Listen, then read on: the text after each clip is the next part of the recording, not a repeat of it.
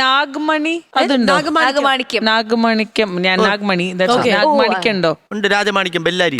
നാഗമാണിക്യം അതും ഈ പറഞ്ഞതുപോലെ ഒരു വിശ്വാസമാണ്. പാമ്പുകളുടെ തലയിൽ ഇങ്ങനെ നാഗങ്ങൾ, അതായത് സർപ്പം, ഈ പത്തിയുള്ള പാമ്പുകളുടെ തലയിൽ ഒരു മാണിക്യം ഉണ്ടാവും, അപൂർവ രത്നമാണെന്നൊക്കെയുള്ള വിശ്വാസങ്ങളുണ്ട്. വിശ്വാസമാണോ അത്?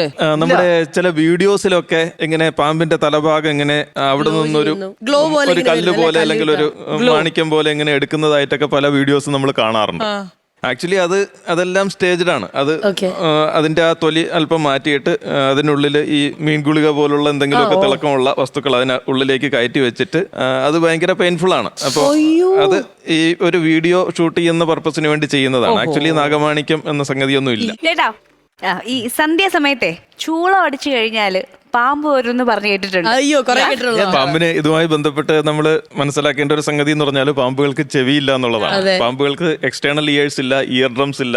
അപ്പോൾ ഈ ശൂളം വഴി ശബ്ദം കേട്ടിട്ട് പാമ്പുകൾ വരും എന്നുള്ളത് ഇത്തരത്തിലുള്ള പാമ്പുകളുടെ ബയോളജിക്കൽ പ്രത്യേകതകൾ അറിയത്തില്ലാത്തത് കൊണ്ടുണ്ടായ വിശ്വാസമാണ്. ശരിക്കും അവരെന്താ ചെയ്യണേ അപ്പോ?